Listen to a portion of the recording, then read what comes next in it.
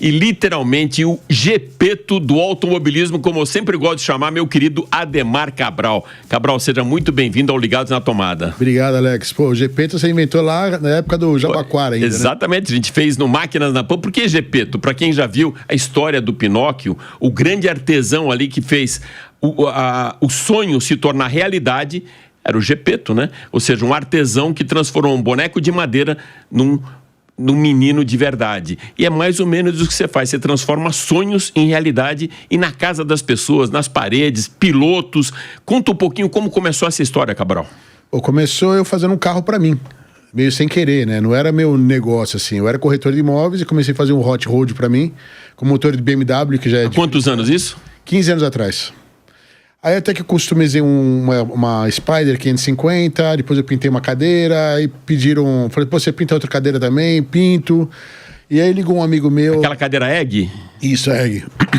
Aí ligou um amigo meu, hoje tem 8 carros meus, ele falou, cara, você faz carro de Fórmula 1 também?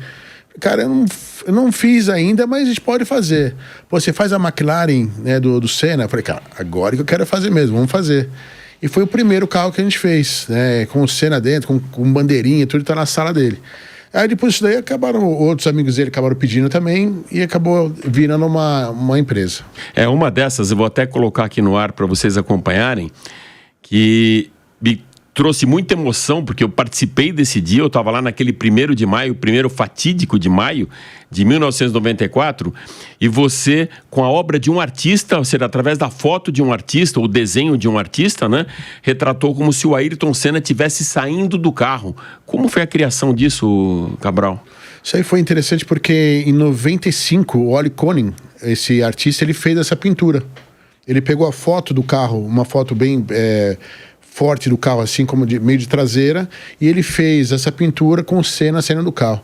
E quando eu vi... Saindo logo depois do acidente da Tamburello, ou seja, o Senna sai, bate no cinto e sai caminhando, né? Exatamente, como se ele tivesse... bateu, mas tudo bem. Mais um acidente. Mais um acidente e saiu. Só que naquela época eu fiquei impactado com aquela imagem. Falei, nossa, que sensacional, que ideia desse cara, né? Sensacional. Só que eu nunca imaginei que 20 anos depois, mais ou menos, eu iria fazer uma obra em tamanho real. Nem ele também, ele falou... a gente acabou fazendo depois tendo contato em algumas matérias, ele ficou até emocionado e falou, cara, eu pintei isso aí, eu nunca imaginei que alguém fosse pegar essa minha pintura e transformar em tamanho real. E a obra realmente ficou muito impressionante, que muita gente que olha, chora, se arrepia, ficava às vezes de longe olhando na exposição. Não, e a que eu conheci em tamanho real, né? Em tamanho real. Então, realmente, ela impressiona, porque eu não estou falando da morte ali, eu estou falando e se? E se? Se tivesse batido no cinto e saído do carro... Tira a poeira de cima. Exatamente, né? E se, por exemplo, ele tivesse... É o que todo mundo esperava, né? Todo mundo esperava, né? Ele bateu, mas tudo bem, ele saiu vivo do carro e partiu para a próxima, né? Então, infelizmente, não foi o que aconteceu, mas a obra realmente, a ideia é mostrar isso aí, não falar da morte, mas sim do sonho de muita gente que era ver o Senna saindo vivo do carro. Eu vou parafrasear agora meu amigo Emílio Surita, quando ele fala que as suas obras, elas não são simplesmente para o simples afegão, também para o simples afegão que quer comprar uma obra, quer ter uma memória até afetiva, que é meu caso, de uma que eu vi lá no seu ateliê, que era de um carro de Le Mans, me parece. Eu vi ali e falei, cara, que é isso, né? Não sei se foi o que era do Steve McQueen, o Porsche 917, mas enfim. Mas também pilotos. Ou seja, quais são esses caras, qual é esse rol de pilotos que já receberam as suas obras? Olha, hoje, graças a Deus, mais da metade do grid da Fórmula 1 tem minhas obras.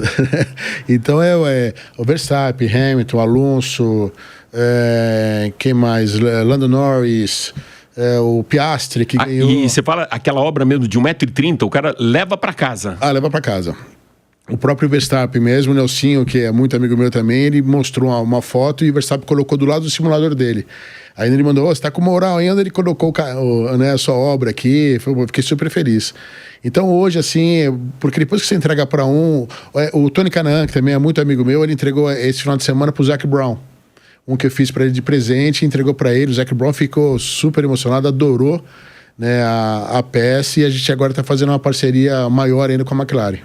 E eu vi réplicas 1 para 1 que o Galvão tem uma, eu acho que é uma McLaren, né? E o Piquet tem a Williams, não é isso? Não, na verdade, o Galvão, ele tinha uma McLaren 4/8 que eu fiz para ele nos 20 anos da morte do Senna. E depois eu falei, Galvão, vamos trocar esse carro aí, tá, não sei o que. Acabei trocando pela 4/4 de 88. Primeiro título dele. Então hoje ele tem a 4/4. Lá na sala dele. E o Piquet, a gente está fazendo um carro maravilhoso, que eu nem ligava muito para aquele carro, eu achava um carro assim, diferente, que é a Brabham, de 83.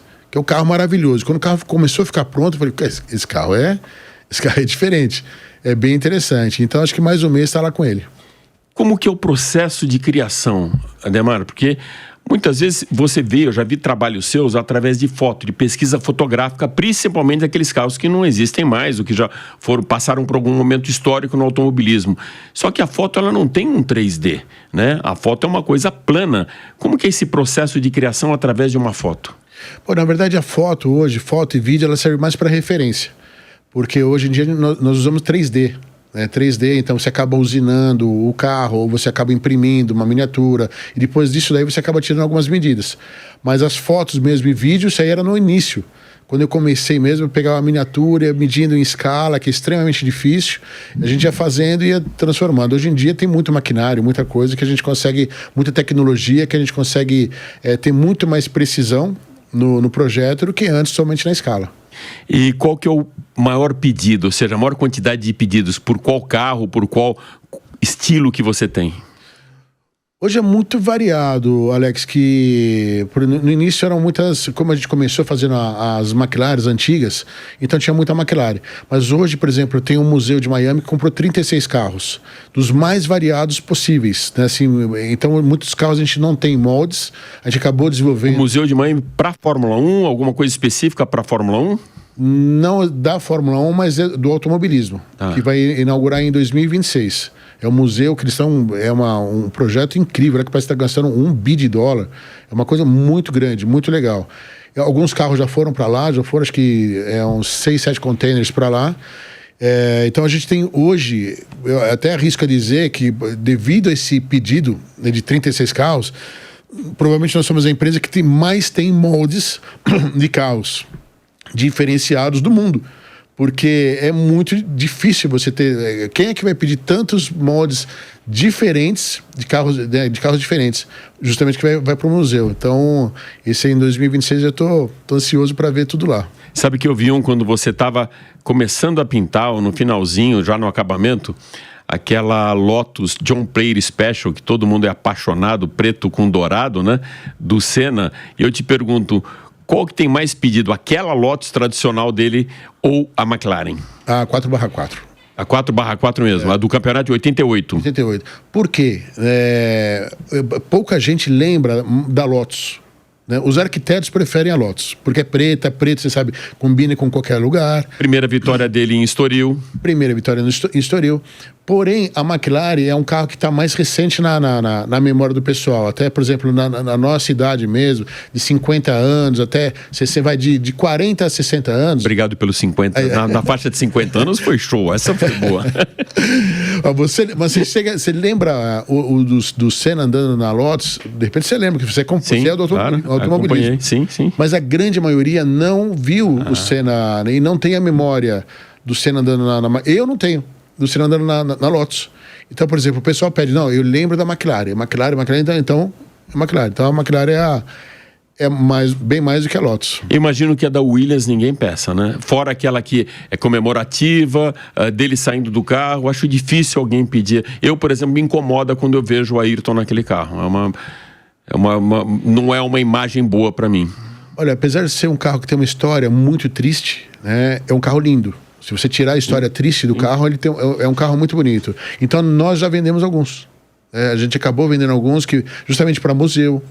Assim, geralmente para museu. Porque museu tem que ter história ali. Claro. E cliente mesmo, um ou outro, porque realmente o cara falou, esse carro aí, não sei, né? Mas é um carro bonito. Então, por exemplo, não é que não tem nenhum pedido, tem pedido. Olha, incrível. Sabe aquele termo, nem só de caviar vive o homem? Então, nem só de carro de corrida vive Ademar Cabral, mas também de super-heróis.